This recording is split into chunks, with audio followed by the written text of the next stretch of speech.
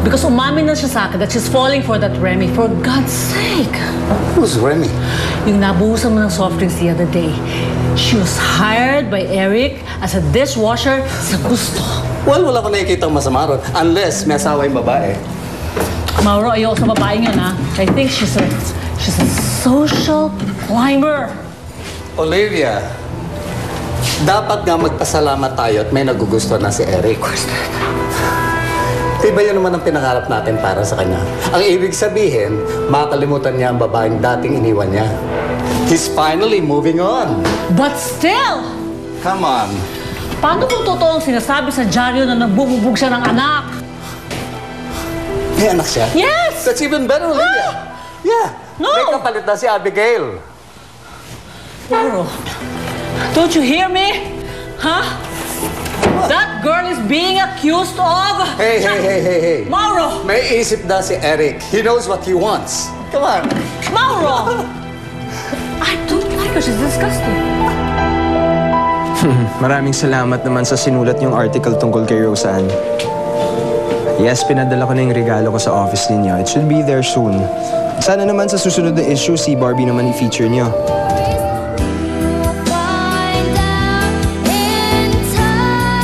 Hello? Hello? Uy, asa na kayo? Di ba sabi ko buong barangay? Naku, wala kayong klarang kausap. Walang katao-tao dito sa concert ni Barbie. Ano, traffic? Ba't hindi kami na-traffic? Ay, nako, hindi kayo maaasahan. Pwes, huwag niyong asahan na babayaran ko kayo. Pwisit!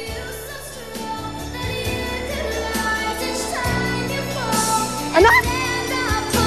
Ano? Na hindi na pwede?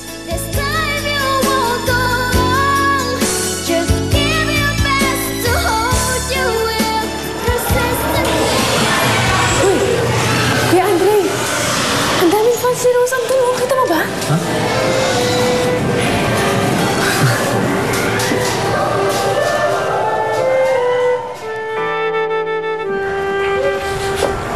Remy. Nabasa mo na ba to? Grabe kung ano sinasabi sa'yo eh. Hindi na ako nagbabasa ng dyaryo eh. Tsaka sinabihan ko na rin si Roseanne na huwag na rin siya magbasa para hindi na rin siya maapektuhan. Hindi mo na ulit aawain yung mga press, ha?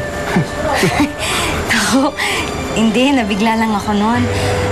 Tsaka tama naman si Mr. D, yung manager ni Roseanne. Baka magagawa, ganyan talaga sila eh. Kaya dapat ako na lang ang umiwas. Tsaka ang importante naman, gusto nila si Roseanne. Alam mo, magkakaroon na nga daw siya ng album eh. Talaga? Sana, mamig ko to si Roseanne minsan, no?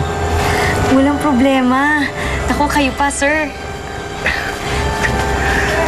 Ako, naiilang kasi talaga ako pag tinatawag mo ako, sir, eh. Hindi naman ako teacher, hindi naman ako polis. Ha? Baka pwedeng Eric na lang gaya ng dati.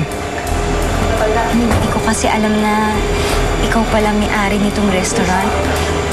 Mabuti na nga lang sinabi sa akin ni Ma'am Olivia. Si Tita Olive pa rin nagsabi sa'yo. Tama naman mo siya eh. Dapat naman talaga, sir, ang itawag ko sa'yo. Hindi. Huwag mo na lang pansinin yun. Ha? Basta magmula ngayon, Eric na lang, ha? Sige ka, kung hindi, patanggalin nila sa trabaho. Ha? Bali. Atid ko lang muna yung kotse para makuha kita. Yung kotse, kukunin ko para matid tayo. Ibig sabihin. Muna tayo maghintay sa